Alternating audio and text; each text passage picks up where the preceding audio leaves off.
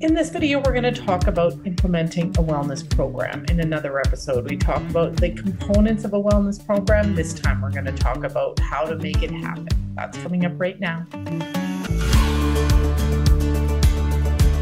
Hi there, I'm Andrea Adams, and I am the host of the HR Hub. This is a rebrand of HR Shop Talk, but we're still going to talk about all the same HR stuff. I encourage you to subscribe to the show or podcast to keep learning from my smart and insightful guests. Today, my guest is again Reena Vokoun. Reena is a mom, a former Google employee. She's a burnout survivor, and she's the author of The Wellness Empowered Woman. Currently, she consults to organizations on wellness, and she's the founder of a company herself called Passion Fit, which does wellness programs and helps organizations with their wellness programs. Hi, Reena, how are you?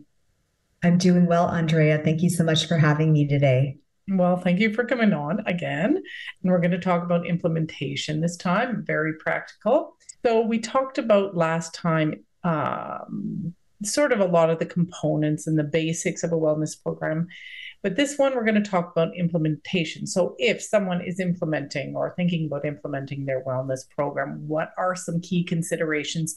Yes, that's a great question. I would say the first thing is to obviously make sure that you either set aside a budget of some sort, or perhaps you might be moving, your budget around from other areas that you were focusing on. So it's kind of looking at your overall priorities and figuring out where you need to emphasize more, where you might need to de-emphasize, and then figure out, where you can allocate budget, because that's going to be important so you can make a proper investment.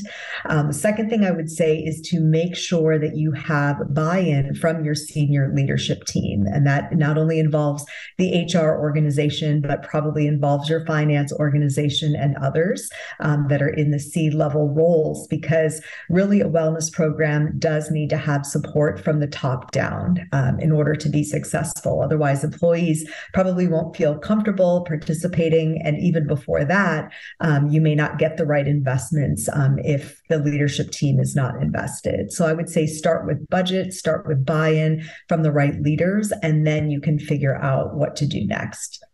Okay, I have questions about both of those. Budget.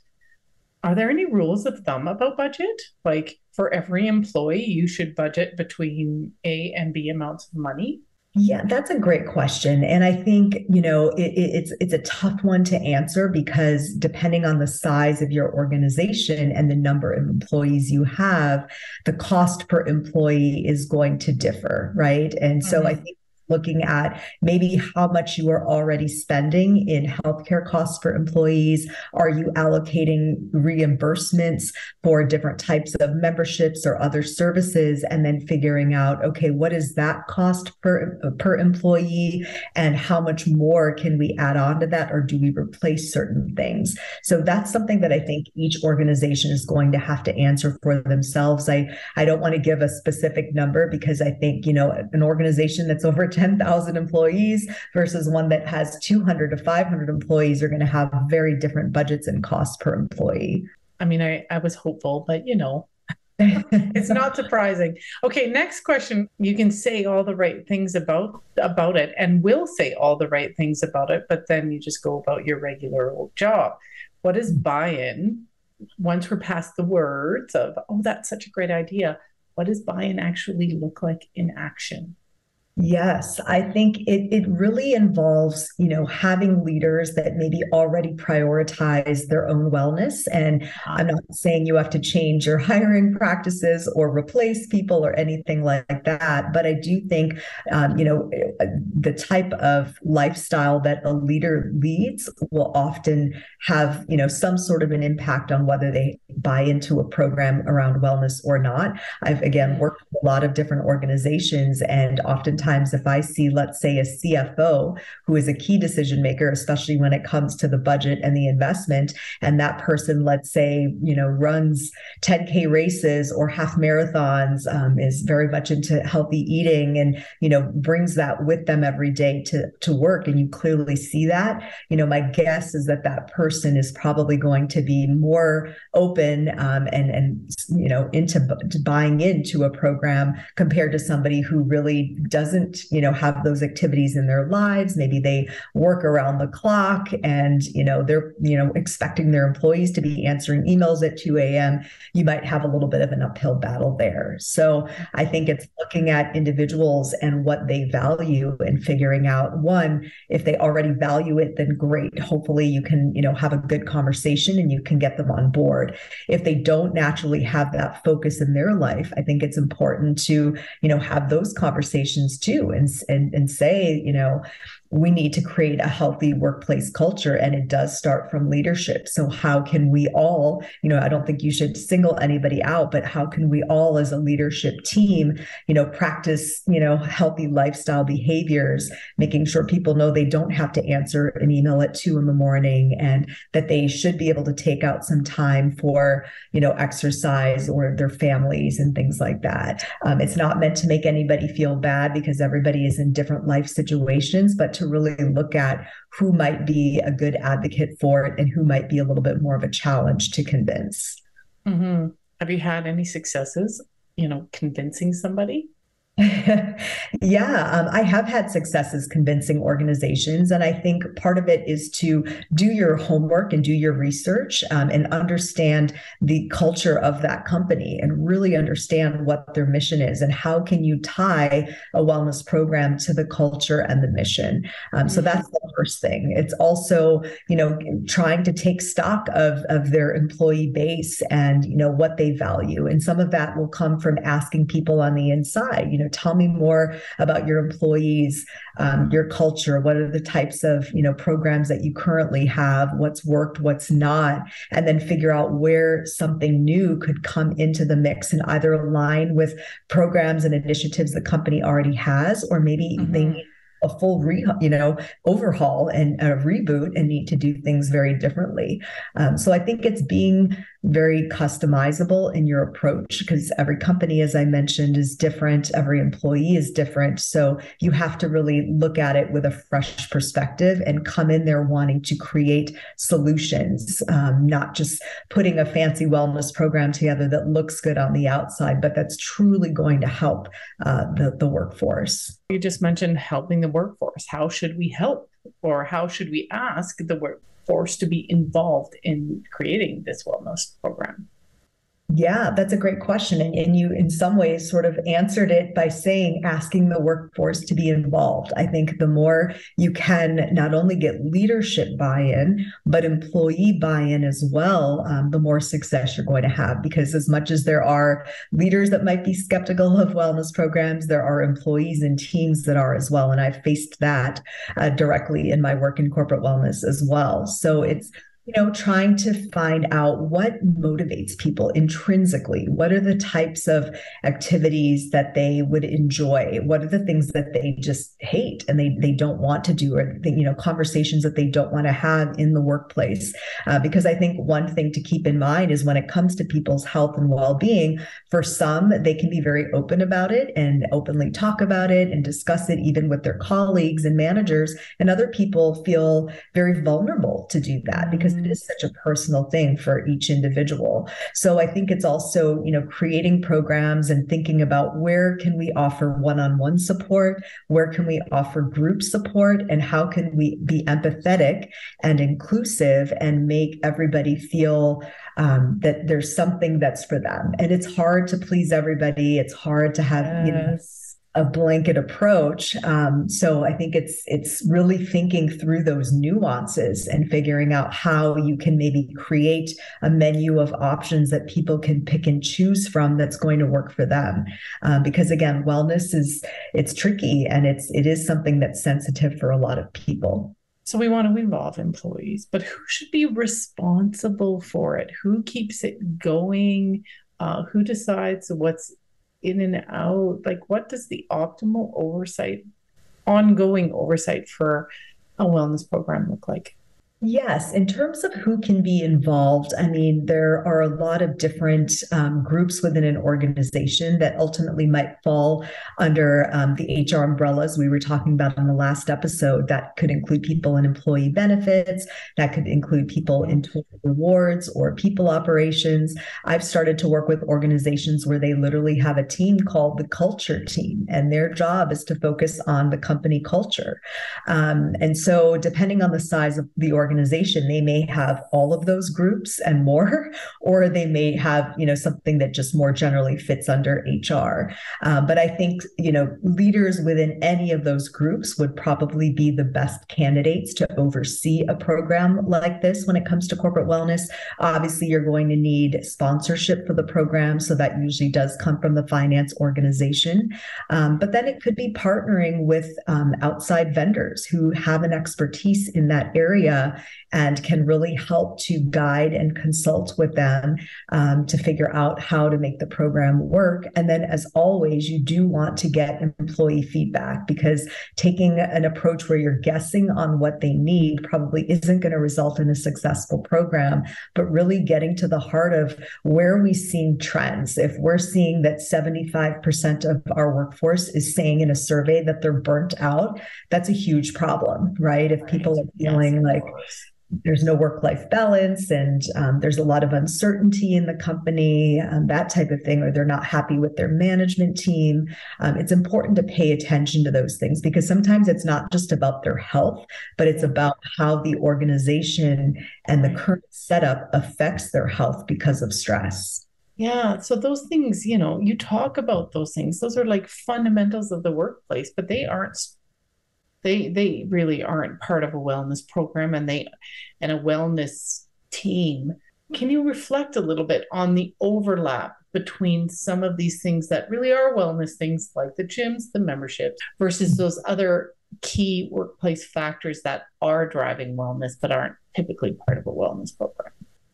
Right. And I honestly, I do think that the term wellness, right, and health and wellness of an organization or of an employee has broadened. And even in my conversations directly with companies, they'll even say that, like, we don't want to just do, step challenges and a healthy nutrition luncheon and a gym membership. They actually want to move beyond that as well. I think those things are important. They are tools and lifestyle behaviors that can help people perform at their best when they feel well, they sleep well, eat well, move well. But at the same time, it is important to think about those other elements that also involve things like employee engagement, right? And culture and retention and productivity. And that does kind of get into the nitty gritty of the workplace and team dynamics and manager relationships. And even, I'm also trained in employee, not only well-being, but also professional strengths-based coaching from Gallup. And so I don't know if you've heard of Clifton Strengths, but, there's a lot of research that shows that if people are in jobs that allow them to use their strengths and their talents and their skills, they're also going to be happier and healthier as employees. So you also want to look at those types of things, right? It's the physical and the mental health, but are they happy at work every day because they're actually using skills that that are strong for them, and they're in jobs that fit their passions and their goals and that type of thing. So a wellness program is becoming broader, and I know that makes it even more complex and more right? Your head almost explodes thinking about all of it, but it is all interrelated. And again, it takes probably a lot of different leaders and consultants and vendors to figure out how to pull that all together. I'm not saying it's easy, but I think it's necessary. I imagine that organizations are doing each of those pieces differently. Where they're bringing it together differently and under different parts of the organization. What are you seeing that works? So I think it's looking at all of those different elements, and it probably is going to involve cross-functional team collaboration and work. That's the only way it can work, right? Because everybody does have different specialties and different focuses, but it does all kind of come together when you look at the overall health and well-being of the company, right? Mm-hmm. And the people that make up the company. And some of it gets into, like we were talking about in the first episode, the whole person, how you feel, how you function, how are you mentally, how are you physically, even emotionally, socially, financially, and then also how are you in the job and within the team, and how does that fit into the larger organizational culture and mission and goals. Mm-hmm. So I think it's getting those teams together and focusing on, creating robust programs that address those things, but in different ways. It's not just going to be one sort of straight path. It's probably going to have different options and different things that people will get to choose from. There'll be different incentives. There'll be different, rewards for things.